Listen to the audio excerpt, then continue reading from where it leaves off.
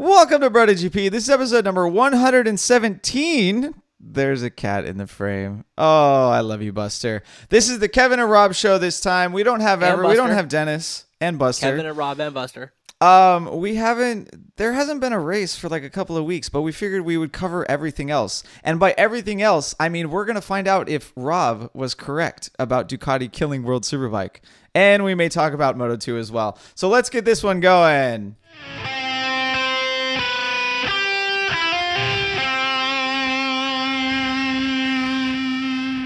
We might talk about Moto2 is a cover for, we're going to spend the next 45 minutes talking about Buster. So Buster is currently wearing one of his more dapper scarves. It's got Easter eggs on it. It's his Easter scarf. He also has a cupcake scarf. Let me move the camera so you can, Buster is more prominently featured.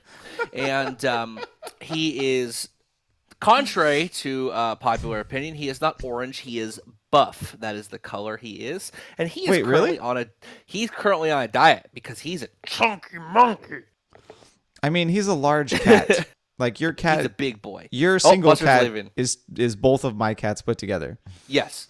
So Buster will be prominently featured for a number of reasons. One, you don't see Everett or Dennis or Kyle. And two, when people ordered the shirt that we had for sale, some people wanted photos of Buster included on the order form. He's jumping back up and trying to knock over my wine. So Buster will be joining us in his Easter egg scarf for this podcast, episode 117. What is that shirt for sale, you might ask? The real reason we're doing an episode when there's no racing. Hidden advertisement for the shirt that we have for sale. A shitload of you were clamoring for shirts for a long time. Some of you have the shirt that you see me wearing here. Some of you have the shirt that you see Rob wearing there. None of you have the scarf that Buster's wearing because that is a one-off special. I think only Jorge Lorenzo has that one. Only Jorge Lorenzo has that. But we have released a new shirt with a particularly interesting design. Buster is just screaming in the background. Hold on, I gotta let him out. He's going nuts. Rob, take it home. Go get him. No, so we'll plug ourselves a little bit here. We've got shop.brotogp up. I'm gonna show you that right now. Here we go. So if you'd like to go to our web store and order some t-shirts, you can actually see what we currently have in stock. We've got our pre-order for our amazing Unone/Riders Law shirts, and then we still have a limited selection of BrotoGP Tricolore shirts in stock. There's not that many. Kev is wearing it. You can't see him because I've covered him up with the store. Here is the Andre Unone shirt. So limited stock here, right? Like everyone was clamoring for the Brotendo shirt that I'm currently wearing. It's gone. There was like 10 left. Dunzo. It took an hour and a half to sell all. Right. I sold half of them before people even knew about shop.brotogp.com because you can't hide the internet from people. No, you cannot. No, it's just there. I think the first one to order a shirt was Knack, and we didn't even tell him about the website. I might have told him. So, Kev, will you tell our listeners about the joke that is on the Andre Unone shirt? There's a lot of things about this shirt that I'm going to tell you. One, if you wear it, you will instantly be awash in a sea of trim. If you're a heterosexual man and you're looking to get up in that poussey, trust me, it will be a tidal wave. You won't even know what week it is, let alone day. Wearing this shirt will be the equivalent of going to Vegas. It's nighttime, 24/7. The air is fresh, the booze is flowing, and you are ready to go. It comes with hookers and blow. If we have any cops listening, don't check us out on that. We are definitely not shipping lines of blow with every shirt. No, if you're a heterosexual chick and you are after that D, if you need D, if you just need to sit and spin, this shit will get you. If you're not even like that sexual, but you just want peeps to know that on occasion you are DTF, you are good to go. If you're It doesn't matter what side of the fucking spectrum you are on, this non-binary spectrum we call gender and sexuality, not unlike Dionysus himself, Mr. Andre Iannone, you will get what you need. The universe will throw this at you. This shirt is the 2019 GP equivalent of The Secret. You wear it, you want it, what you need comes to you. Buy this shit before May 9th so that Buster can have a better life. Because 100% of the proceeds of this shirt go towards Buster scarves. You want to see Buster in a cupcake scarf? This shirt will get it. You want to see Buster in, I don't know, a Barack Obama scarf? This shit will get it. If you want to see Buster in a scarf full of moon men, you've got it. If you want to see Buster in a scarf covered in Snickers, we have you, son. But you have to buy this shirt to see that. And not only that, we're going to throw in not just the shirt, but a picture of Buster in a scarf with every order. If you think I'm fucking joking, A, people have already asked, and B, we already discussed the logistics of it. Every shirt that you order from us will come with a picture of Buster that you can put straight on your fridge. I want Buster wall to wall, corner to corner, globe to globe, every fucking thing. If you live in Antarctica, this shirt is free. If there is a fucking postal station in Antarctica on the peninsula that reaches towards it, because I applied to be the postmaster there once, if you are the postmaster there or you get mail in Antarctica, this shit is free. If I can get a Buster photo in Antarctica, I'll send you 2, bitch. Everyone else, it's $20 plus shipping, international. We'll send it wherever you want, and you will have the dopest shirt around. And that link, Writer's Law with a Z, takes you to a special site. Not size Writer's Law site, but something far more sensuous. I feel like they can guess. Something that is tinged in amber and smells of musk. Oh my god. Oh, I don't even know where to go from there. It doesn't matter because we have no idea what we're doing. Basically, we're having an episode that we're going to talk about whatever the fuck we want. I posted on IG, what do you want us to talk about? And like the third one was the rise of nostalgia, revisionist history and politics, and Buster. The world wants Buster. Everyone thinks they want us to talk about that Oliveira had his extension to KTM enacted. He'll be in there in 2020. Everyone wants to know people say they want to know if Marquez can win, if this is the year Dovi has it, how good is Fabio, right? Can Jack Miller get a win this season? No. Everyone wants to see Buster in his cupcake scarf, and that's what you're going to get if you buy a shirt from us. I actually didn't even know. What website? At shop.brotogp.com. Bada boom. Damn. Yeah, so as Kev said, it's a pre-order.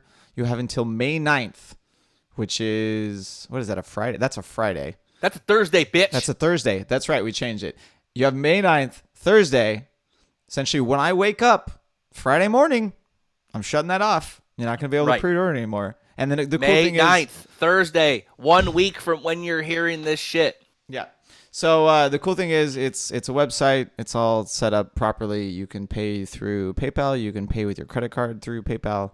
Do whatever the hell you want. The second I shut that off, we are putting in the order with our printer, and we will get those out to you by the end of May. We're gonna have them by the end of May, and then I'm gonna mail it to you. So if you're in no Croatia, exceptions it's either. gonna take a while. Don't fucking send me messages after it closes asking still. Manually doing this shit last time was a huge pain in the ass. One guy got special treatment because he got deployed by the U.S. military to an undisclosed location. That dude was running Black Ops, and all he thought was, I need my fucking BrotoGP shirt. Yeah, he got an early access link. It was early access link. There will be no post-access links. It's not going to happen because we're going to put in the order. All right, now, Kev, let's talk less about shirts and more about Writer's Law. Right. Where the joke comes from. That's writerslaw.com. If you look behind Rob's incredibly beautiful, strangely hairless, except for his long mane fucking I've let this go for like 4 days. There's like some Fu Manchu going here. Bitch, I just shaved. Like a half an hour ago? Like 20 minutes ago. We have the same camera too. It's the same. Like if Kev had more lighting, he'd probably look to have more facial hair. From That's half an Riders hour. Law with a Z.com. They are your California motorcycle accident specialists. If you're in California and something goes wrong, you get someone fucking runs into your bike, whatever happens, hit them up, talk to Cy, see what's up. That's Riders Law with a Z. Now that is RIDERZLAW. If you put in Riders Law with a Z as the whole phrase, you will find something significantly different. But if you actually need legal advice, if you need legal representation, or if you want to, hit up the dudes who've been sponsoring us since day one and has basically kept our show from being one long series of fucking ads in the beginning. You ever listen to Joe Rogan? It's 12 minutes of fucking ads. No, yeah, he gets like 100 million downloads, but it's like 12 minutes of ads. Most fucking podcasts are just big, giant fucking commercials for everyone. Cy hooked us up when we had like 30 listeners at most, and he's like, shit, you guys got 28 people listening? I'll give you money. Right? And he's been with us since day one, and the dude is down to clown. So if he's not representing you, he will party with you. But if you have something actually difficult you need to get done, that dude will handle that shit. And they work if they don't win the case, if they don't win your money, if they don't get what you're looking for, they don't take payment because they're down like that. Respect. Actually, you're totally right. Cy definitely he gets reviews from his customers, and oftentimes his reviews are like, "This situation sucked, but you guys made it more enjoyable. You made it not suck." Like Riders Law, they're fun guys to hang out with, right? That's why we go to Laguna with them. We hang out at the Riders Law house because that's going to happen at World Superbike this year. Boom. Once again. There may be a Riders Law after party. I don't know yet, but Well, I can't tell you people. I'm going to tell Kev. After the party is the hotel lobby. Oh, yes, that's true. Kev, I think it's fucking hilarious, though. We literally just spent 12 minutes talking about our shirts, Riders Law, and Buster. So we should probably get to motorcycle racing. Okay. But motorcycle racing? Yeah, so what do we want to do first? Let's do Moto2 first. No. We're going to do World Superbike first. All right. We're gonna do World Superbike that, like 2 months ago, we posted a episode that was Will Ducati ruin World Superbike? And if your last name happens to be Ray, you apparently loved that episode because according to you, World Superbike has been totally ruined because Alvaro Bautista has yet to lose a race. Despite the fact in Assen there was snow on Friday and that he did abysmal in qualifying with the cold temperatures, he was still able to knock out a continued perfect season. And he's not even making it look hard. Now, The funny thing is, hold on, I have a connection for this. The funny thing is Alvaro Bautista is absolutely decimating the field. Right? But what this has done, and we had this conversation with Everett on our little chat we have that I thought was really interesting, like kind of concept I want to talk about, was Scott Redding enters British Superbike. He puts it on the front row in his first race, despite injuring his femur significantly and having surgery and being basically still injured. And he ends up podiuming in his first race before he's taken out in his second race. And most people consider that a pretty hell of a debut. But the instant sort of chatter all over the internet was, with that bike, he should have been winning by 20 seconds. And people were saying the same thing about our homeboy Kyle. Yet, no one's winning on that bike except for Bautista. So you have this constant talk, and Ray is a huge portion of it. We're basically saying that it's solely the bike. Yet, we had this conversation went after Phillip Island where, we said, hey, Chaz didn't do anything. And here we are, however many months into the season, and no one on that Ducati is doing shit other than Bautista. It's really interesting that the motorcycle has just shifted people's expectations about what should happen for all of these riders. One guy wins a shitload of races. One guy who's a world champion, who put a factory Ducati in fourth on his first try after riding on satellite bikes for years at Phillip Island the previous year, comes from GP, again, world champion, 125cc world champion, and puts it, wins a bunch of races, and suddenly everyone who rides that bike is assumed that they should be winning by, winning like it's 2003 and they're Valentino Rossi. I mean, wasn't Johnny Rea the one that said there are people in the mid pack or the back of MotoGP that could win World Superbike races? And this was he said that 4 years ago or something. And no, he is the other way around. Was it the other way around? He was saying World Superbike, the people World Superbike could be good riders in GP, and it basically is why he wouldn't take anything less than a solid factory ride. Oh well, if it's that way, then he's full of shit. If it was the other way, then he's completely correct. Right, completely correct. But I think it's interesting that Rea is. I don't know if this is a tactic that he's doing on purpose. On one hand, I think it's almost like cognitive dissonance, right? He is he's saying it so much that, hey, be careful. If Ducati does that, everyone has to make $50,000 homologation specials, yada yada. No one wants that.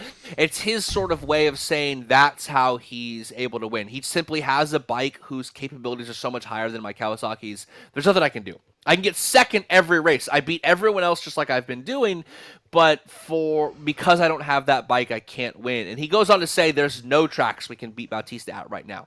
Yeah, that came out after Assen, right? Right, and if it's a cognitive dissonance, that basically that's his way of coping with, as a reigning 3-time champion who was winning half the races he entered, suddenly he can't win and he can't even sniff it. Or if the consistent talk of it's the bike... What's that? 4-time champion. 4 times. Excuse me. Yes, 4 times. Or if the consistent talk of it's the bike is sort of his slight at Bautista.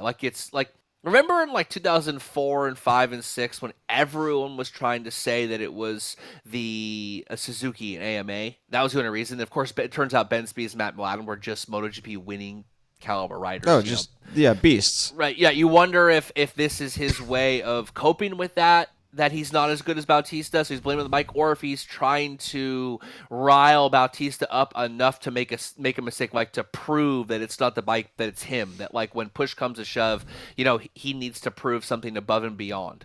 I think both things would probably be good for him, right? If he can cope with the situation and kind of make it better for his career, he may come out of this and still be able to win.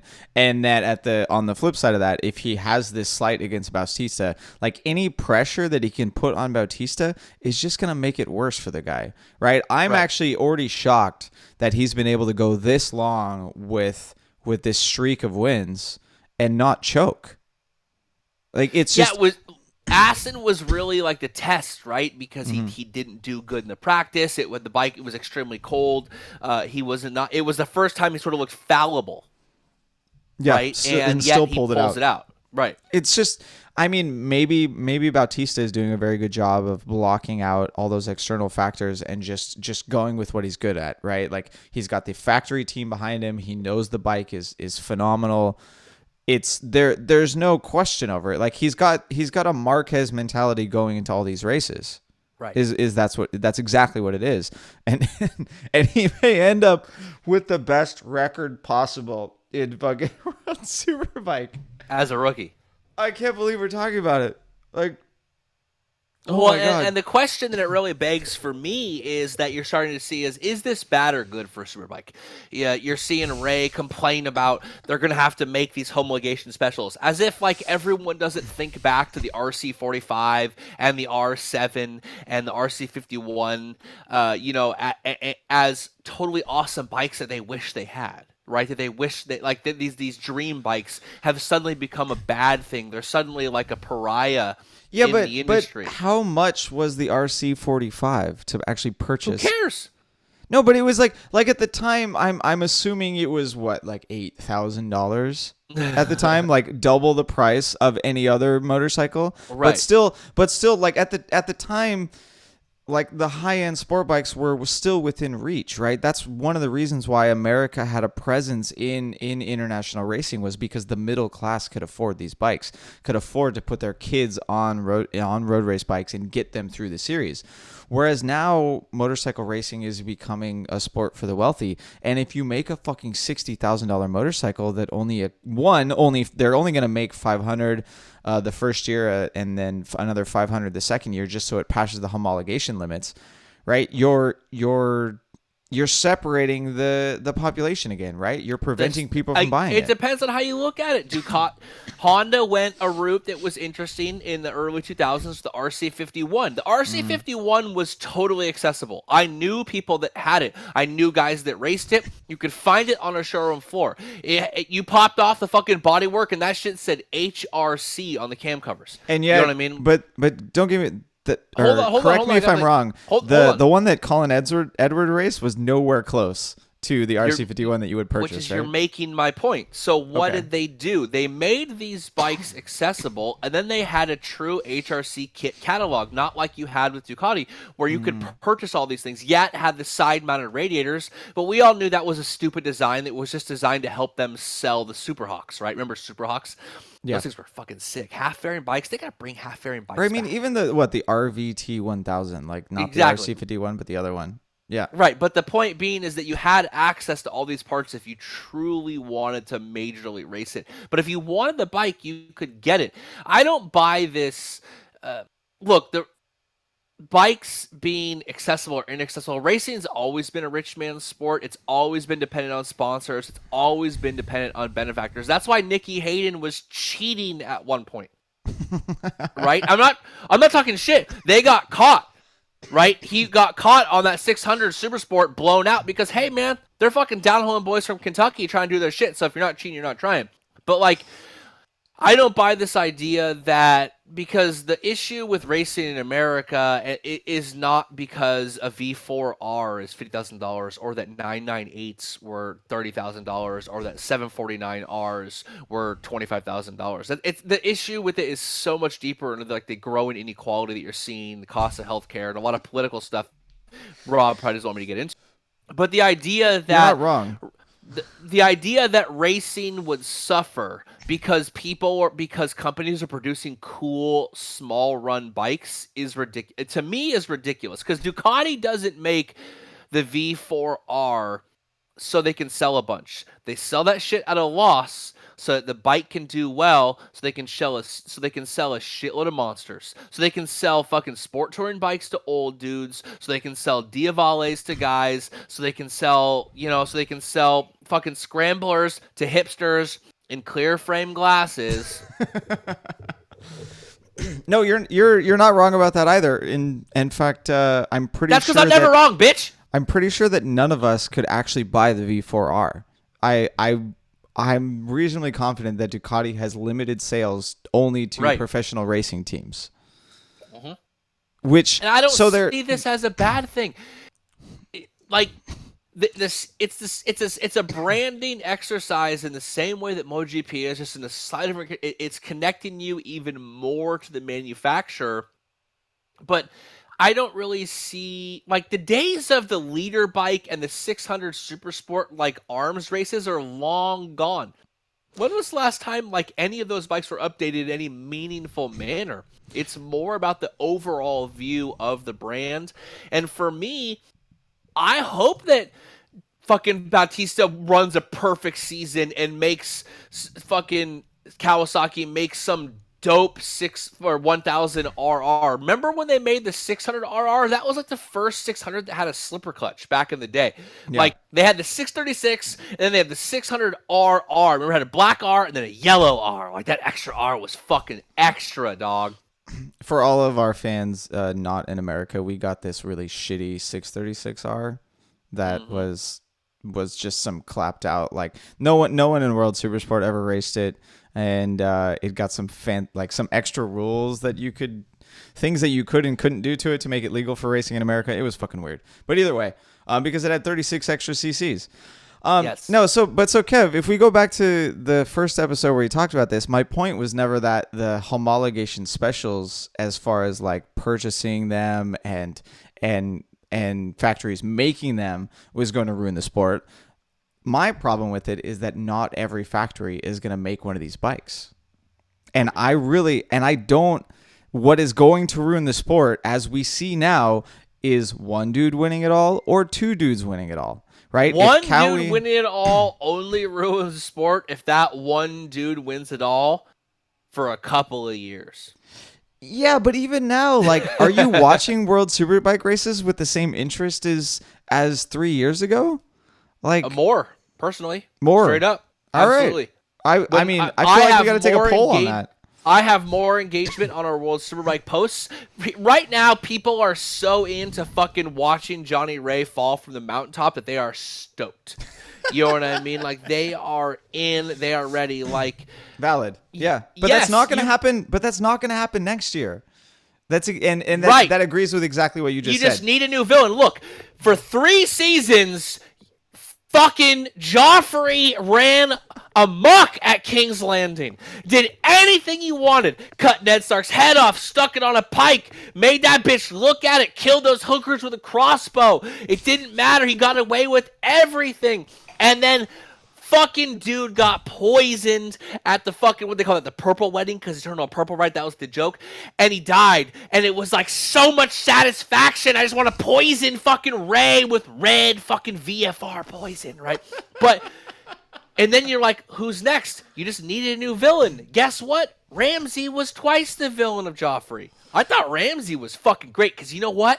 At the end of the day, Ramsey was down to scraps, son. Remember when fucking Theon tried to get her out of the fucking dog cage and Ramsey just ripped his shirt off and brought out his fucking daggers? He was like fucking Joffrey on roids, and that was dope. We just need what is Bautista? He's Joffrey on roids.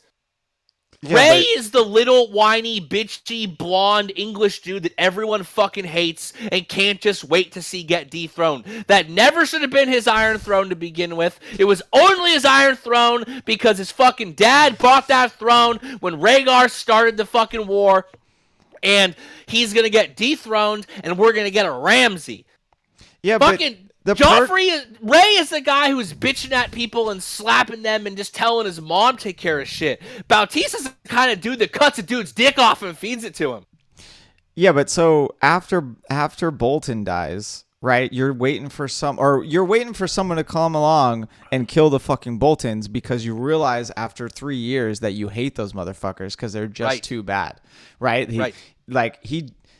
The Sansa didn't deserve that shit. Like, he was skinning people alive. Yeah, it's just a little too far. So if we say we're saying Ducati is Ramsey, and then maybe Kawasaki is gonna make a new bike and they're gonna be Jon Snow, and then they're gonna come back and then wait, what'd you just say? I said Aprilia, dog. Yeah, no, fuck that. No one. That's exactly my point. No one else is gonna come along, or we can't expect all the other factories to keep stepping up like this, right? The economy just of like motorcycles you can't expect Game doesn't of Thrones expect to that. keep being dope. Eventually, you run out of good ideas, and suddenly you just stab the Night King in the chest, and he dies, and you're like, "Cool, man. 10 years of build up." Well, it's Thursday. Fuck you guys if you haven't watched it yet. If you haven't seen that shit by now, you could eat my whole ass. Wait, is that why you got a dagger on your rib cage there? Yes, I got a Valerian steel fucking claw dagger. Boom. No, I did get a new tattoo on my ribs the other day. It hurt so bad I cried. He told I me felt before bad recording. too because my one main man in the army used to refer to me as Dieseled. Right? Remember that? He's like, man, Kevin's dieseled. And I was like, fuck yeah, right? And then I'm tatted and I'm big. And then I was like, getting tatted on my ribs. I'm like, I'm going to fucking cry. I'm going to straight up go home and cry. I'm going to snuggle Buster. We are going to wear matching cupcake scarves. And I'm going to have a good cry with a glass of Chardonnay. I feel like, someone gave a shit for drinking wine on the podcast the other day. Right? Speaking of people that can eat my whole ass. Dude who gave me shit about drinking wine. Cersei drinks wine. She's the most ruthless motherfucker in that show. All right. Back to World Superbike. She blew up her husband's wife. Blew that bitch up, son, at her own trial. Everyone showed up at her trial, and she blew them up. And then that bitch that made her run around with the shame bell, she just stuck him in that room with Zombie Mountain. I don't know what the fuck is going down there, but it's brutal. Shame. Cersei's the shit. Shame. She's going to win. We're going to find out. We're going to find out soon. Exactly. We're going to find out. Little did you know that this episode was going to be about shirts and Game of Thrones. No, I have zero expectations. Or no, that's not the right phrase. I do not expect any of the other factories to step up and make a $60,000 motorcycle to beat the Ducati V4R. Kawasaki can do it. They can get pretty close, right? If we go based on their GP experience, they're a little behind. But right. the other factories, they're not going to spend that money. Like, we can't, the economy of selling motorcycles, like, even if you only have to sell 500, sure, it fucking works. You do it. You make a homologation special. But the factories have shown that they're fickle time and time again. They've shown that they don't want to invest all that into motorcycle racing. And if they can't even compete because Johnny Rea and Alvaro Bautista are winning races by 20 seconds every single fucking race because they're on $60,000 homologation specials, they're going to pull out. If they pull out, the series dies faster than it would have if Johnny Rea had just won on his $18,000 ZX10RRRRR. Bitch, we talking about Game of Thrones the whole time. All men must die. That includes World Superbike. I mean, and that's when it's going to happen, right? If it keeps going, if Kawasaki and Ducati are having an arms race to GP prototype technology, it's gonna die. It'll get too close to GP. Dorna will recognize that it's losing viewership, and they'll fucking kill it off. Or they'll institute some more strict rules that you can't do that. Right? All they have to do is up the homologation limits to 2,000, and then those bikes disappear. Piece of cake. But to me, this goes back to the same. Like, what we're having is I'm not saying the equivalent argument, very similar argument to like AMA 2006 with Matt Bland and Spies. This goes all the way back to what we were saying. If Chaz Davis was destroying on it, right? I'd be like, okay, man, these guys are going 1-2 constantly. Like the Michelin tires in 2002 in World Superbike, there was like 2 guys on Michelin tires and they won every race. So you're like, all right, fuck it. If you don't have Michelin tires, you can't win. Yeah. Right? Ben Bostrom actually said that. Like in 2002, it was like he had won a bunch of races in 2001, and at one point broke the record for consecutive races. And then he didn't have Michelin's for 2002, and like you couldn't win. Just the same way, right? Yeah. British, like.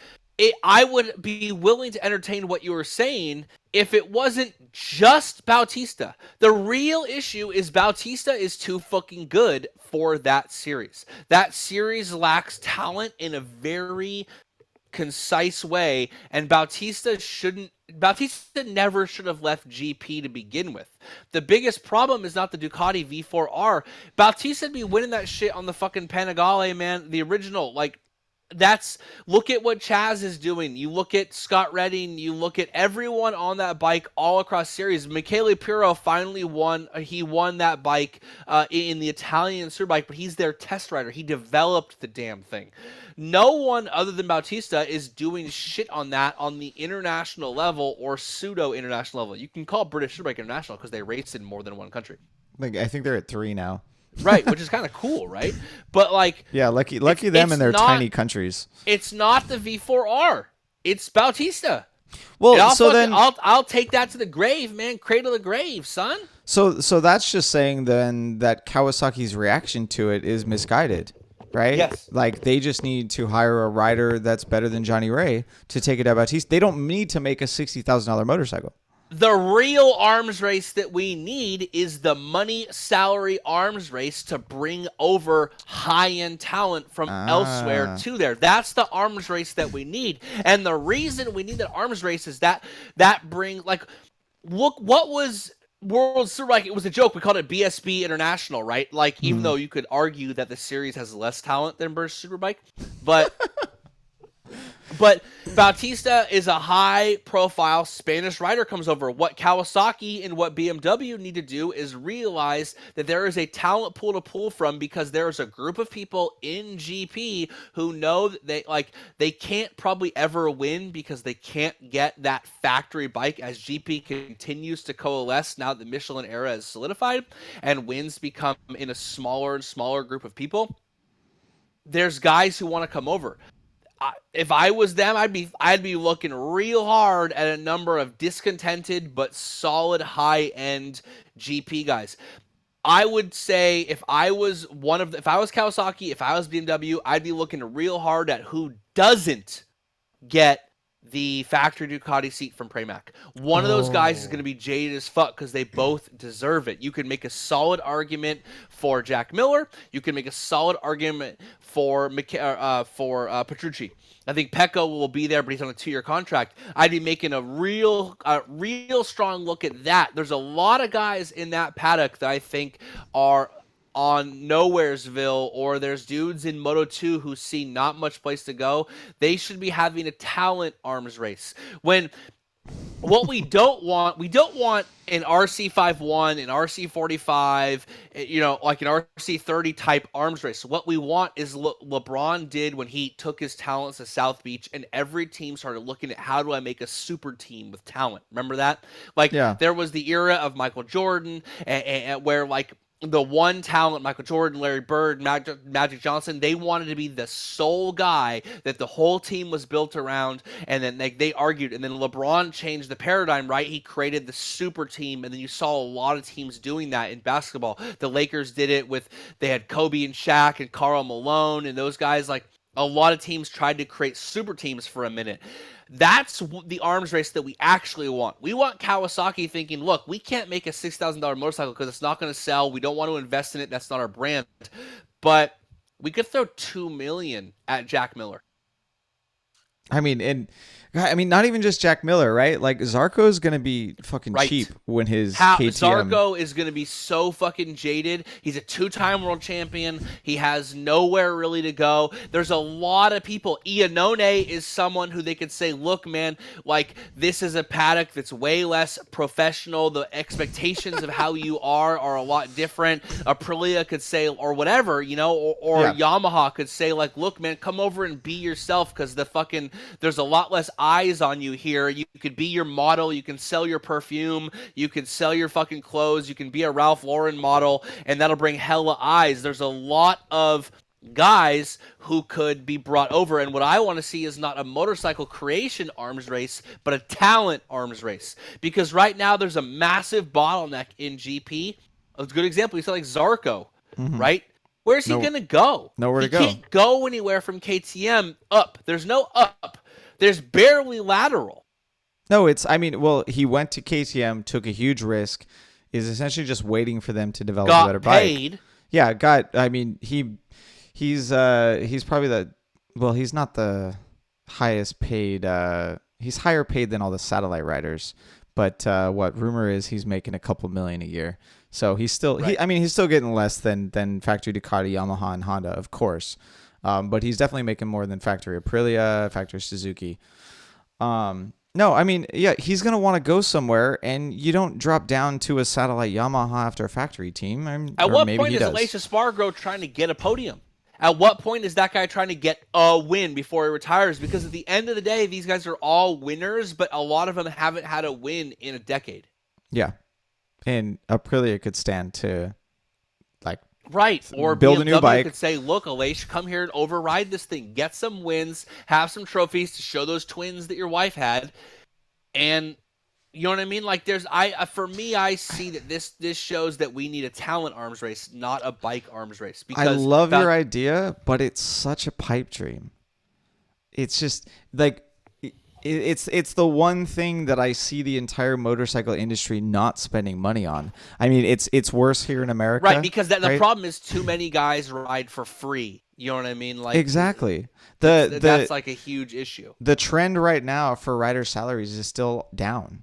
Right? Even at the top level, GP, Valentino, Marc Marquez still making shit tons of money. Jorge probably took a pay cut going to Repsol Honda from Ducati because, we generally know that he got paid a shit ton at Ducati. Like the top level, those guys are fine. Like we're talking about that GP, the series is doing amazing. They're bringing in money. But there are 4 or 5 guys at the back that just want to be in the series. 4 or 5 guys at the back, title of Rob Sex Tape. Oh, fucking A. And they're fucking A. Yes, they are, Rob. And they're doing it for free. And they're all wearing BrotoGP shirts that you can get on pre-order before May 9th at what website, Rob? Shop.brotogp.com. Oh, boom. Man. Thank God for WordPress. No, it's just, but World Superbike, we've said it before, right? The talent disparity, not only in the riders, but in the teams and the funding and the money and the sponsorship level. The guy at the back of World Superbike is probably less funded than a mid-packer in even a national series.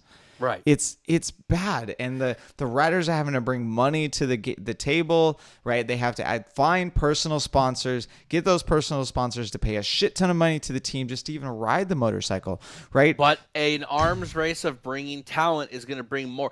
There are more eyes on World Superbike right now because of Alvaro Bautista than there were in the last 2 years. Bring over 2 or 3 more high-profile riders, and the rising tide raises all boats. Yeah, so Dorna needs this plan. They need to identify this idea and run with it. If they would just hire me, it's not that hard. Like, I live in a barn. Like, the most interesting thing I got going on is a significant number of scarves for my cat. I don't need to be paid that much. And I will spit you gold. Yeah, but you're not going to work full time for $25K. No, I need to make more than that. It needs to be a consulting charge. Right, like I'm a consultant right now. Like consultants make a lot. Consigliere. And then you can get in on all that Spanish wine that they got over there. Correct. I feel like Dorna's got the hookup on that one. Right. And maybe you can even get another Leopard energy drink. Boom. God, it was good too. It was so good. I need to make me another Danny Kent. If you guys don't know what Danny Kent was a Leopard energy mixed with a little vodka and a lime. That was a Danny Kent. And it was so fucking good. Straight up. That's the big secret. Leopard Energy's not just a fucking scheme. Like Leopard Energy is totally a money laundering scheme, but someone was like, guys, if this is going to work, it's got to taste good. Because when the fucking Interpol rolls up, we got to be like, nah, man, we're working on distribution. Taste this shit. And they're like, oh, damn, this is good, son. Like, they're going to sell it. No, you're right. If it tasted like shit, Interpol would just arrest them right away. Right, exactly. Yeah. I mean, honestly, are alcoholic energy drinks illegal in other countries?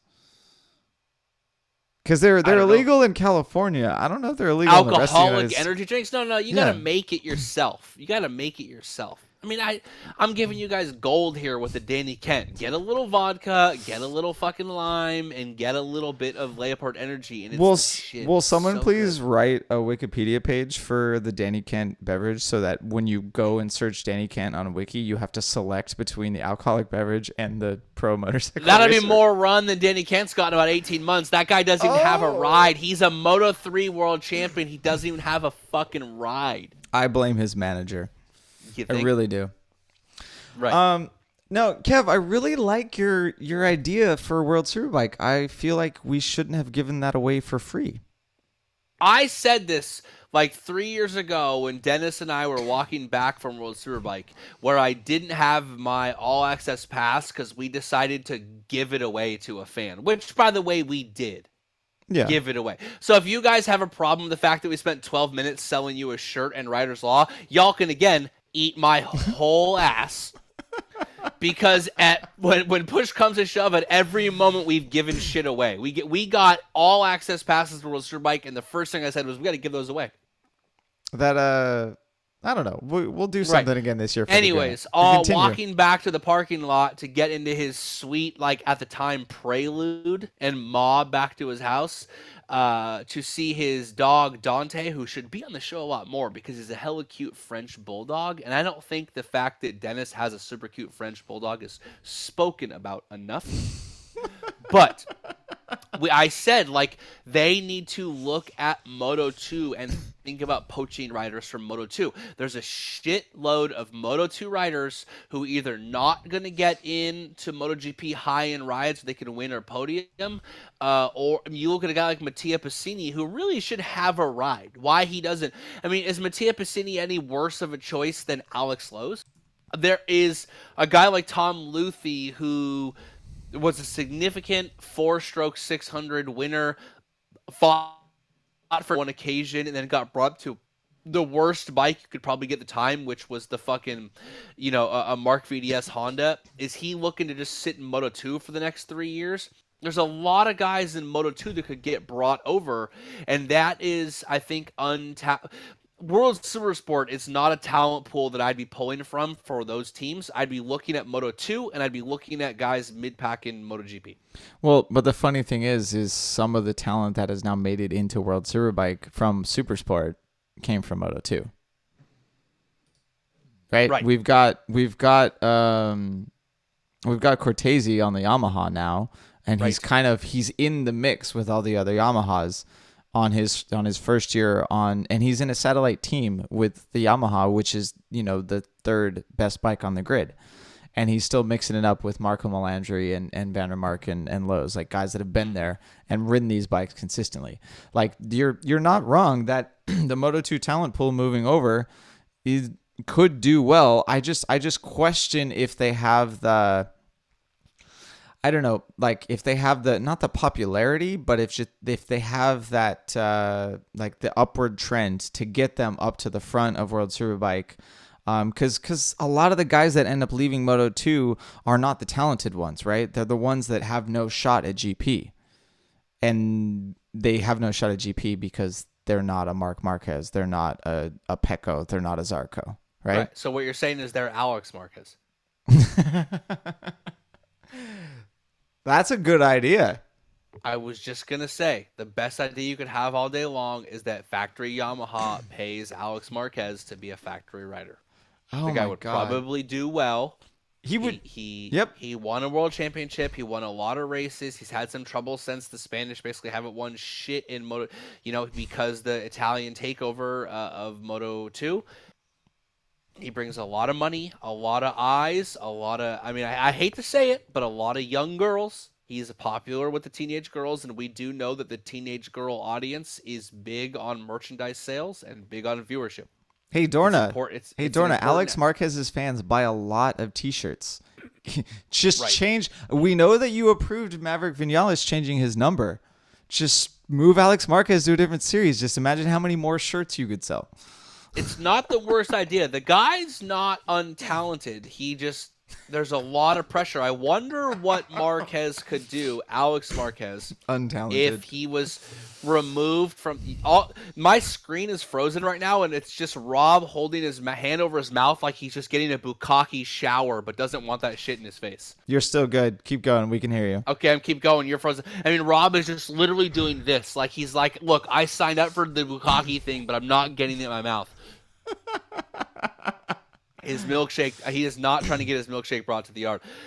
Alex Marquez is an interesting prospect for me to be brought over to a factory team in World Superbike. The pressure is different. I mean, I wonder how much, the guy beat Jack Miller, got the Moto3, did pretty well at Moto2, and came on, started winning a bunch of races, and then made a lot of mistakes.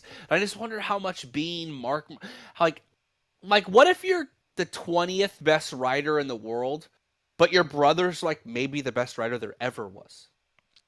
You know what I mean? Like that's gotta suck. The mental fortitude has to be off the charts to deal with that. Right. Exactly. And that's maybe if he switches and he takes an alternate route, it could be interesting. I mean, we know he'll bring money. We know he'll bring intrigue. We know that what Alex Marquez has going for him, he has something that's an ish that you can't get elsewhere. And let me explain this. He has something that a good marketer, a good marketeer, someone who really knew what they were doing would look at Alex Marquez and think, this guy has something that you can't get. That's hard to manufacture. What he has is a significant population of people who really root for him. In this case, it tends to be a younger female demographic or a Spanish demographic. And again, that's fine. That's not a critique. But he also has a significant demographic that root against him. What you need is, which we've talked about a lot before. Right. It's the same thing about art, right? What you want is you want a 5-star or 1-star review. You don't want a 2-star review or a 3-star review. You don't want meh. You want someone to passionately like or dislike you. And Alex Marquez has that because he's young. He has a certain audience that's very into him, and then he has that tinge of nepotism. People think that he won Moto3 simply because he had that KTM killer Honda they made, which probably is true. Jack Miller was the everyman. Jack Miller fans definitely tend to be more working class male, in the aspect. So you could definitely see there's two different paradigms there.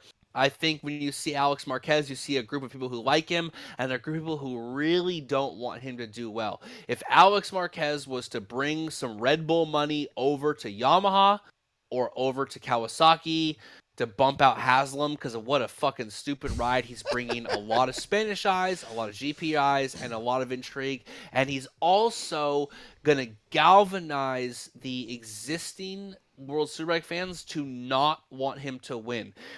Just like back in the day when they said the average Howard Stern fan listens for 20 minutes and the average hater listens for an hour because they want to see what happens next. I mean, that's what's happening with Bautista right now. He's driving viewership numbers. People want to see, can he win again? Can we see Rea lose again? Ha, ha, ha. But after he dethrones Rea, someone has to dethrone him or at least add a new storyline to that series. I forgot my point there. No, wait. No, give it. Nope. No, I got it. I'm trying to think of a rider in GP in either of the classes that actually galvanizes fans more than Alex Marquez. Iannone, he's the other one. No, I don't think so. Is the other one. I think the only one. I think so, big time. I think the only one that tops him is actually Mark. Yeah, which is not even worth talking about. Yeah. Like it may be Rossi, but I feel like. Yeah, probably Rossi because of that larger storyline, but available riders who could actually potentially do it. Because at what point is Alex Marquez just not going to want to float in Moto2 for the rest of it? You know what I mean? He's fucking getting paid. The guy won a world championship and has won races. At one point, you race because you want to win, not just because you're getting paid, man. The guy's not a garbage man. You know what I mean? Like, the guy's not like working in the office next to Karen, just getting his paycheck and working at the DMV because like it's a living. Like you race because you're competitive, and you don't get that good unless you're competitive. Oh, I love how you said At Karen. Some point, you want to win races. I mean, you talk about how good does Bautista feel right now? How fucking vindicated? How fucking stoked is he that after a dearth of, he hasn't won since 250, and now he's won like 12 races in a row or whatever it is. You can look it up. 11 races, excuse me. There was a canceled race. Right. At what point is it like, holy shit, like winning is still dope.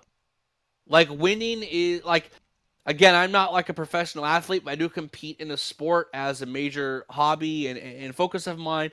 And even though winning's not everything and no one likes a sore winner and all that stuff like that, winning and validation on what you're doing feels really fucking good. You know what I mean? Like when you go do a cycle race, Rob, or when you go race in Moto America, you go race in Wira, it feels fucking rad to win. Like there is a competitive thing that exists out there, like in people. And even if you don't like hate your rival, right? You just like to win validates you and your hard work and your effort and all of that. And I wonder, like, at what point does that validation is driving Bautista? That's worth like we talk about how confidence was sort of 0.2 of a second. How much is that continued validation worth? How much is 10 years of fucking in the doldrum since he was riding for Suzuki when they were a one fucking team bike in 2009 or whatever that was, and he finally gets his shot at a championship bike and he fucking he seizes the moment, right? Carpe diem.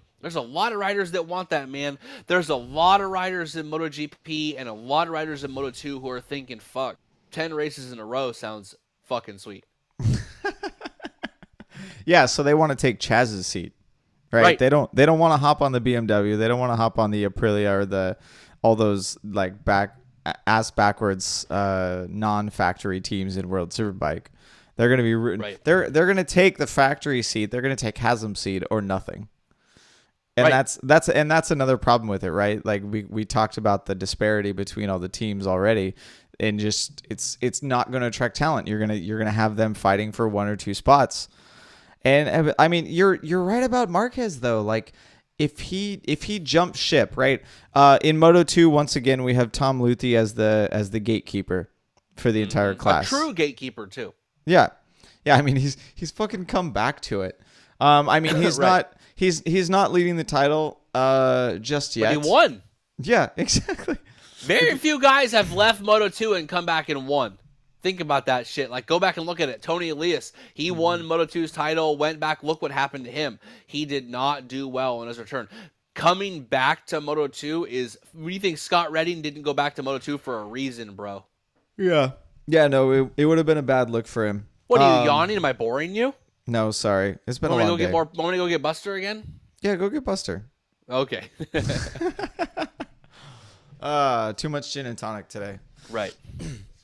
No, I mean, yeah, Luthi is the gatekeeper. Like Baldassarri is the hot talent in Moto2. Like Marshall Schrotter is kind of your quintessential journeyman at the moment. Mm-hmm. Like been there forever, but has never really put it together enough to fight for the title. Like, I mean, don't get me wrong, he's only 3 points back at the moment, but that's because Balda and Luthi fucked up. Right. And Schrotter is not going to 2006's way to the Moto2 title. Not against two of them. No. And I mean, and hopefully we'll get wins out of Remy Gardner but I don't know. I mean, Alex Marquez, it seems like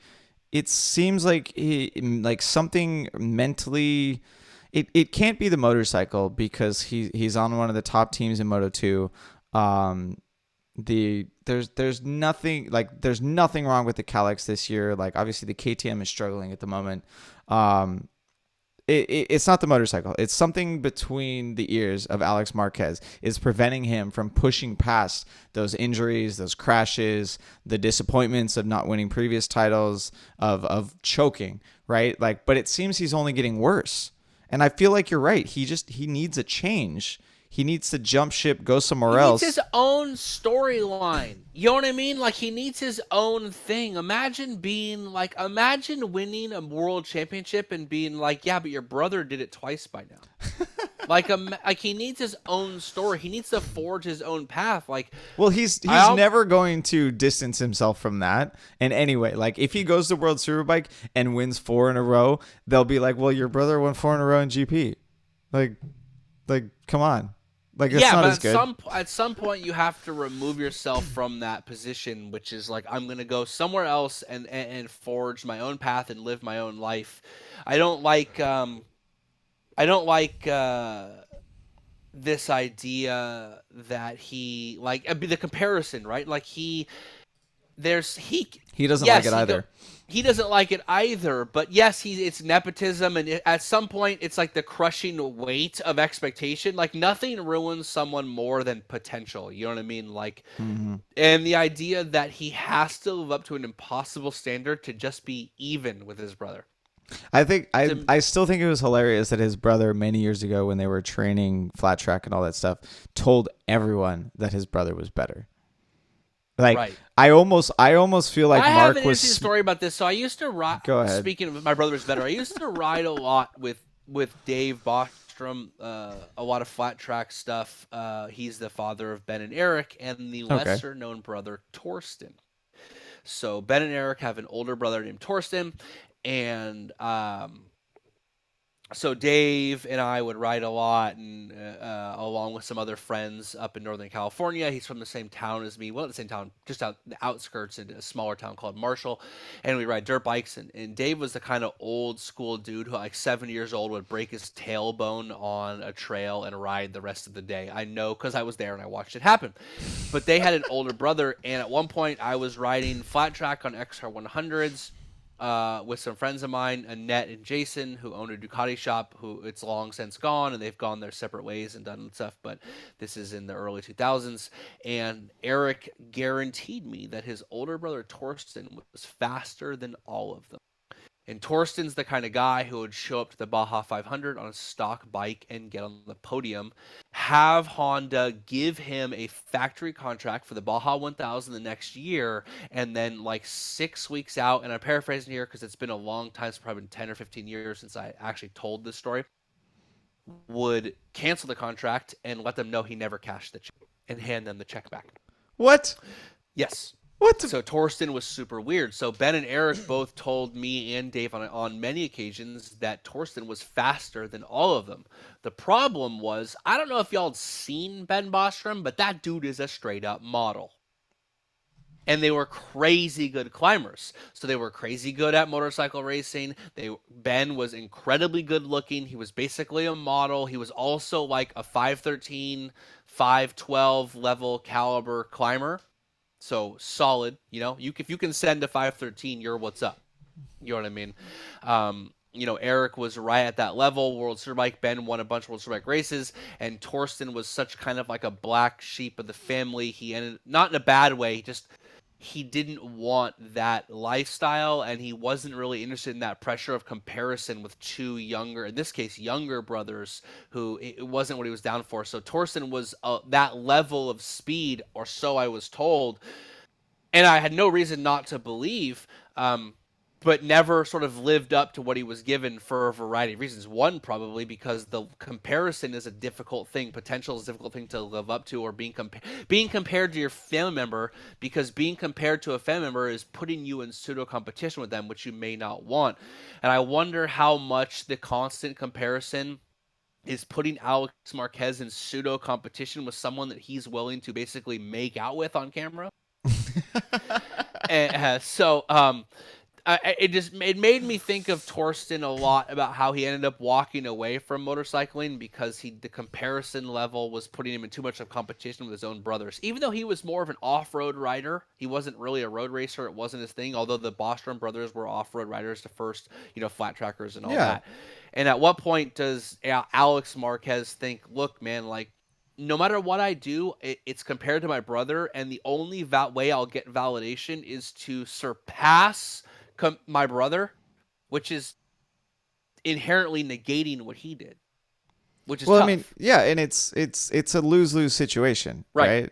Like you've now shown that you're better, but it's at the detriment of your family. Right, you've negated his his results. Achievements. Yeah. Achievements, exactly. Right, exactly. Yeah, I mean, Alex Marquez. Whereas if he went to a World Superbike, he would be able to parallel those achievements. It would be, instead of following the same path, they'd be on like diametrically different paths, but paths that run parallel. That, you know what I mean? Like, it wouldn't be I posted yesterday like a picture of Marco Simoncelli when he rode the Aprilia on World Superbike and podiumed, and I was like, man, just thinking back to how dope that was. Like, he was able to jump in as a 250cc world champion before he ever rode any four strokes and podium. I wonder if on the right bike in the right situation, that would be a freeing moment for him to be able to create his own story. I mean, that's all he ever made was story, which is why we loved him. Mm-hmm. No, I mean, you're right. Like the Marquez jumping ship for two of the different series and kind of following a parallel wouldn't be as extreme as pulling out of motorcycle racing, like you were saying the Bostrom brothers kind of had to like dealt with. But it would still be a slight departure from the pressure that he's dealing with right now. I didn't even think we were going to talk about fucking Alex Marquez for what a weird 20 minutes. Fucking segue. Yeah, exactly. Little did you guys know that at the beginning of this episode, I would weave such a George R. Martin intricate weave of a story that I would make Alex Marquez a sympathetic figure for you guys, and suddenly you would be rooting for Alex Marquez to win races in World Superbike.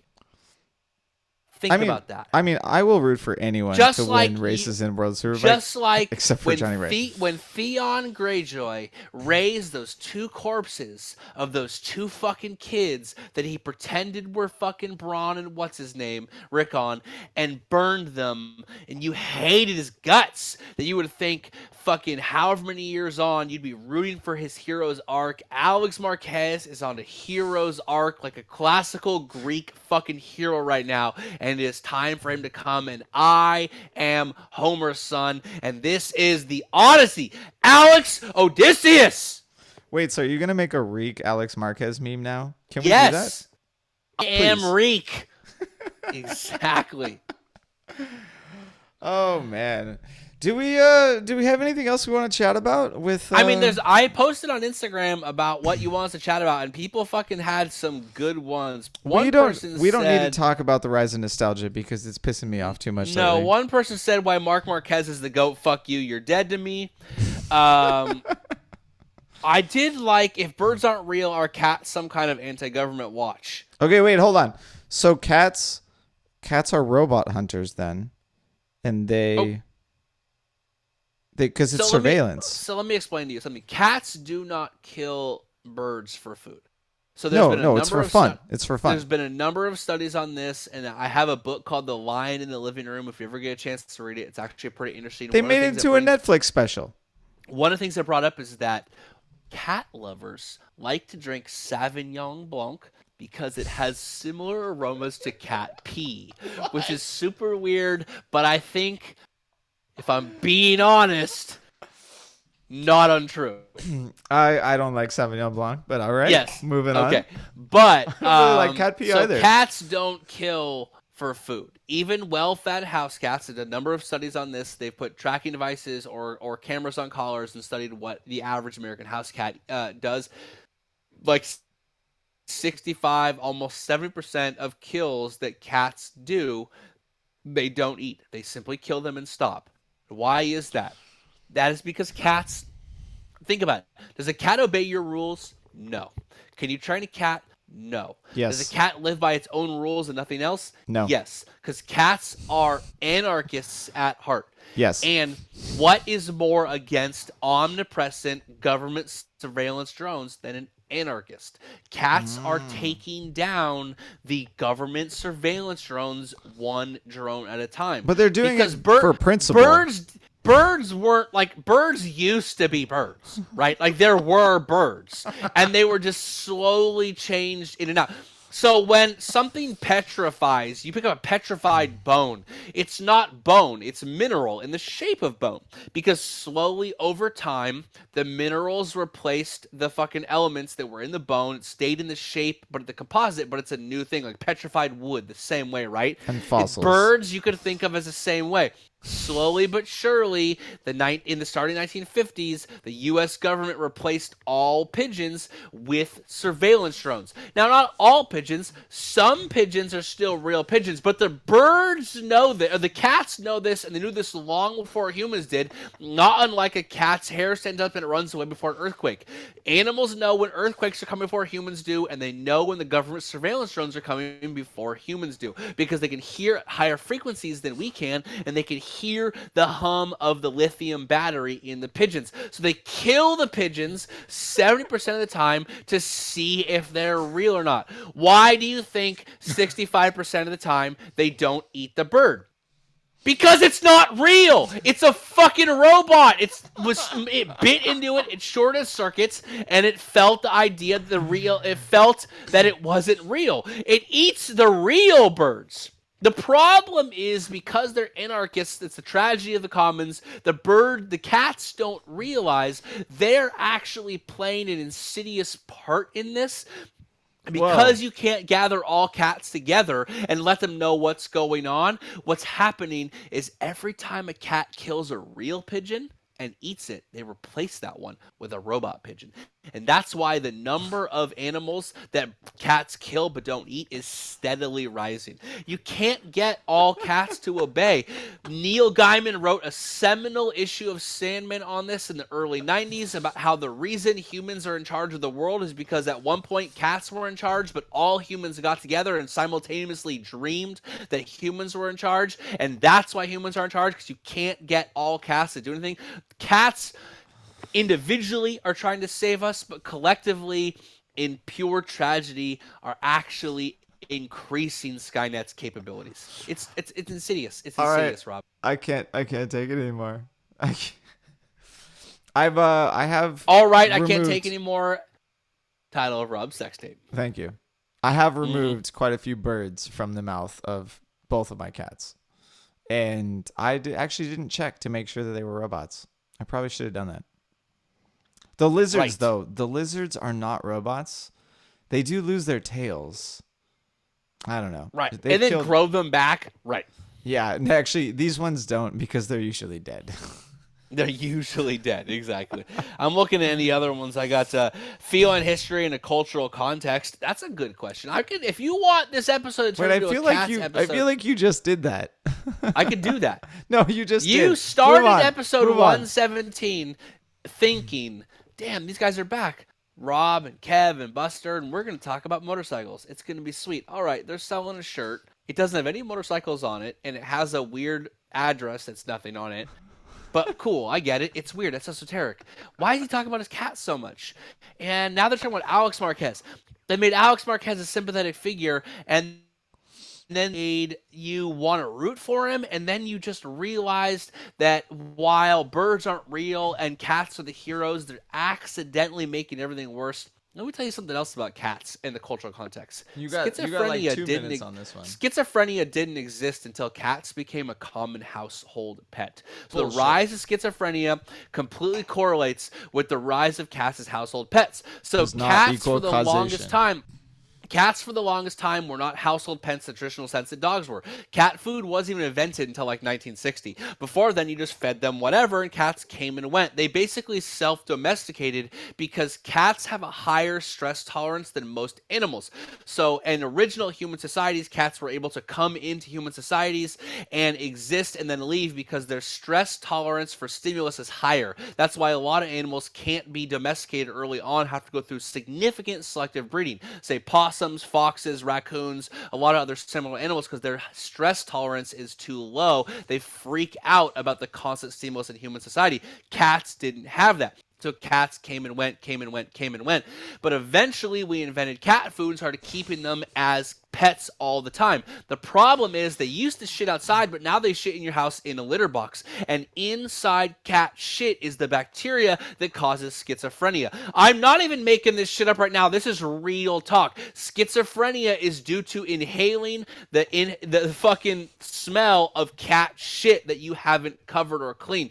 Cat shit causes schizophrenia. This is not a joke. Google this shit. Cats cause schizophrenia. Cats are super weird, right? Like that whole thing. And they have a bacteria. There's a parasite in their fucking shit that occasionally gets into the human bloodstream and causes schizophrenia. If you ever wondered why I am the way I am, there's your answer. Well, you got it. That was 2 minutes. Perfect. Boom. Hey, if you need me to last 2 minutes and not a second more, I'm your man. All right, Kev, give us one more to finish this one off. One more question? Hold on, let me pull this shit up. Question. Rob's going to talk about something. He's going to repeat where you can find our shirt if you want it. Shop.BrotoGP.com. Apparently, Moto2 is introducing a new rear tire to deal with the more high horsepower Triumph engine, and Dunlop is also going to bring new solutions for Moto3. So keep an eye out for that, because the last time I know that Dunlop introduced a new rear tire, Scott Redding lost the Moto2 championship. I'm actually really tired of tire manufacturers like seriously impacting motorcycle racing. Like, yeah, it's kind of lame. Yeah, like last year in Moto Maverick America. Vinales. Yeah, Maverick Vinales He never had a problem with recovered the from front that. tires. He never recovered from that. Still hasn't. Right. Last year in Moto America, Dunlop introduced a new rear tire that was more triangulated. Suzuki had a really hard time with it. Tony Elias lost the title. Like, super on a roll, was doing good. New rear tire, fucking had to throw the kitchen sink at setup every single race. I remember had nothing to do with it. At Sears Point, at Sonoma Raceway, You interviewing riders, which you can find on our YouTube channel, BrotoGP, and every rider complaining about it except for Josh Herron. Being like, I don't know, it's fucking great to me, right? But like, what was crazy is when they would introduce a new rear tire that was for the most part kind of despised, that would affect championship outcome, and then Josh loving it. And again, it was great to see Josh win. It was great to see Attack win and all of that stuff. Yamaha, it was great for that. But I really definitely am sick of, and this is the drawback to spec tire series, is that yes, it's the same tire for everyone, but not everyone wants the same tire. Yeah, it's not. It might be the same tire for everyone, but it's not the same outcome. It's never the same performance. Like, right. I feel like even now with in MotoGP, with riders complaining about how the jump start penalty is too harsh, like, there was a good point. Like, yeah, we could change it, but we shouldn't change it during the middle of the fucking year, because the people that did have to serve the jump start penalty, they already got screwed. So leave it the same for everyone. Change the rule in the off season. Same thing. The same thing should happen for tire development. Like, wait until the post season test to introduce the new rear tire. Then everyone gets the same amount of time to test on it, and they can make changes. They can figure it out, and then we go racing. Or keep the old tire. You want to introduce new tires? Great. A wider variety of tires? Fine with me. Michelin says, look, we got a new compound. We think it works great, and this shape and profile is good. We're going to keep manufacturing the old one, if you like it, but we got this new. And so if you're big on the new, you can ride it. And that has happened, right? Dunlop did do that for one round in Moto America. Oh, you got to pick and choose. It was one. It might have been two. I think it was one. Pirelli classically brings a ton of tires. They always have their development compounds, their development constructions in World Superbike. Last year, they introduced, I can't remember if it was taller or if it was wider, but they introduced a larger rear tire. They did the same thing. It's like 1 or 2 rounds. You got to choose both. A few racers actually did well with the new tire at certain rounds, but then eventually they have to switch, and they switch during the middle of the year, and we know that you can't test and race at the same time, and all of these series have testing limitations where you can't just run whatever the hell you want all the time. It's an unfair situation for the people that like the new tire. We're gonna limit the amount that you can practice, but we're gonna change shit middle of the race, middle of the season. Yeah, I mean, and if the goal is to make everything, like, throw everything up in the air and make it so that we don't know who's going to win, great. But the problem is, like, in World Superbike, when it doesn't fucking matter and Johnny Rea wins anyway last year, right? You know, did you accomplish anything?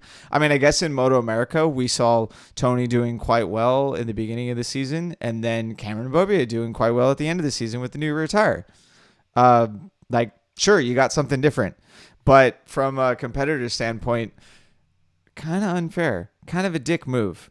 Stop doing it. You never want like a pseudo asterisk near race wins or championships. Well, we want them. Like, we want them because then we get to talk about it. But yes. No, you're right. I mean, I want them. Good. Don't get me wrong. I want them. All right. Did you find a question? While I went off on tires? Sorry, we were talking about like real stuff for a second. I mean, it's probably a question about cats or Buster. I don't know. This one guy wants me to talk about Avengers Endgame. Is it long enough to talk about that shit? Okay, that's a no. Let's see. World's Fastest Indian. Still want to do that. Me and Dennis haven't been able to line up. Go ahead. So I was talking to a guy at a bar the other day. Okay. Don't get any funny ideas in your head. He told me we need to review the Unridables, which is a series about the 500cc two-stroke era. I will check that out. Freddie Spencer, Wayne Rainey, and how the fucking motorcycles were unrideable. Correct. So I'm pretty sure streaming. Pretty sure we can find it. You do World's Fastest Indian. Well, you'll also have to do the Unridables because I don't know shit about 500. I'll fake it till I make it. We're going to do that. All right, what do you got? There's definitely no other real questions quick enough. It was such a short issue, and so many people that we have are probably already asleep by now because it's 10:15 Pacific Standard Time. Nakagami season so far. You have any comments Hmm. on Nakagami season before we go? I mean, I'm a big fan of Nakagami. I think that what was it like the 20? What was it just recently the 20th anniversary of like Norifumi or 25-year anniversary? uh, there's something special about like the crazy Japanese riders just doing really well, but Taka is underwhelming. But again, I was kind of what I expected. Like he wasn't setting Moto2 on fire, and I feel like they brought him over because the Asia Talent Cup because of Air Asia. I feel like he was a stepping stone towards probably a new Asian block rider that will be significantly good, but they're just kind of setting the table for it. I wish he was doing better than he is, but I don't expect much more from him than what we're getting right now. Every performance ever on a satellite Honda shows me that you don't ride a satellite Honda in MotoGP. Right. Mm-hmm. Yeah. Like that's it. I mean, we talked about Tom Luthi earlier. Like we've seen what Tito and Franco did. You just and Scott Redding even like you just don't ride a satellite Honda unless you're the number 3 Honda rider with a factory supported contract. And Right. even then, you're Cal Crutchlow and you have to complain about how much you have to test new parts and you can't actually focus on your racing. Right. Right, sure, you get paid a little bit more and you get new parts sooner, but you're still forced to like test out new parts in FP1 and FP2 and then give them back and not get to race them. Like the Sweet. yeah, great, Wait, right? what? You know, like what? The like any does he still have the carbon swing arm? Like no, Yeah, he's right. dude, like god damn it. I mean, half of the magic in the 2018 RC2 or 213 was Marquez and Danny Pedrosa having that carbon swing arm and the extra performance they got out at the end of the race. And I don't think that Taka has one. I could be wrong. Sweet. Right. But it's just like Honda with their business approach to MotoGP needs to just stop fooling us and making us think that the 2 other bikes there that LCR has or that any other team could potentially have are good enough to do anything in MotoGP. Yeah, Yeah, there's your that's it. there's your answer. Yeah, I mean, as far as his riding skill, yeah, I'm not sold, but I feel bad for the guy because of the situation that he's put himself in. Just like it's like me racing a Honda in Moto America. Like, why the fuck would you do that? Yeah, exactly. In Super Sport, it's a bad idea. Don't do it. The rules don't favor it. All right, everyone. All right. We rounded that thing out. We actually covered a lot for this. I'm kind of surprised. Oh, it's because it was mostly cats. Sometimes you just got to sit down and shoot the shit. You know what I mean? I mean, this podcast was born of guys wanting to shoot the shit about motorcycle racing in a way that wasn't there. And sometimes you just want to sit down, you want to drink a little Sauvignon Blanc / cat pee, and you want to shoot the shit. And sometimes you want to sell a T-shirt so that Buster can have more scarves in the back. And if you want to get a shirt, you can go where, Rob? I think you can go to shop.brotogp.com. And Sweet. I promise that in all the shirts that I ship out, I will use this thing called a lint roller to remove as much cat hair as possible. But I do not promise that there will be 0 cat hair on your shirt. Right. We cannot make a promise of absolute no cat. Yeah. We can promise effort to reduce the amount of cat hair, but we can't promise 0 cat hair. Nope. In fact, so I have a box with a reject shirt. Actually, one of the women's like V-neck smalls of the Brotendo, which is child size. Right. Those are so small, it's crazy. Those I actually are crazy small. Didn't even bother putting it on the website. If you're a child or you have a child that wants a V-neck Brotendo shirt, hit me up. It's not on the website. You got at least one. I've got one good one and one reject. But either way, not unlike Buster sleeping in the box of shirts, my cat did the same exact thing. So there's like one super infested Brotendo shirt. Yes. That one's extra, bitches. That's just 35. If you want pearl hair, that's 35. It was Citra, actually. I found, hold on. I'm going to Yeah. drop a bomb on y'all right now. I found in my closet. One. You know what, Rob? Hold on. I'll be right back. Entertain them for a minute. Okay? All right, I'm gonna tell them about shirts more. No, so everyone's asking about Brotendo shirts. We ran out of stock, except for what Kevin might be doing right now. But I promise that we'll be printing more shirts. So that we've got the pre-order going right now. After that, we will have more designs. We'll have stock shirts. We'll have other pre-orders. Like, we plan to give our fans what they want this year. So if you missed out on the Brotendo, like, just be patient.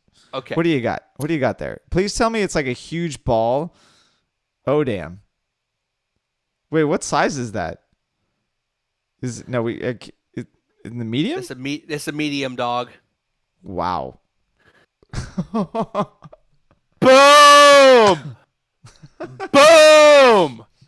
So everyone listening on iTunes, you probably have never seen it before, but our first shirt design printed in the massive quantity of 25, if I'm not mistaken, was Valentino Rossi circa when he was a teenager, giving everyone the finger. On a teal shirt. It's blue. It's Tiffany blue. Light blue. It's Robin's egg blue, which by the way aren't real eggs. And are spotted anyway. Yes. I don't know. All right, Kev, we're gonna have to decide what to do with that shirt. And on that note, massive disappointment, sir, i.e. Top Gear ending, yes. It is time to end. All right, everyone. Thanks for listening. We got Jerez coming up with MotoGP. Moto America is at VIR this weekend. And what's the next World Superbike round? Who cares? Alvaro Bautista is going to win. All right, everyone. Thanks for listening. Catch us in a week or two. Peace.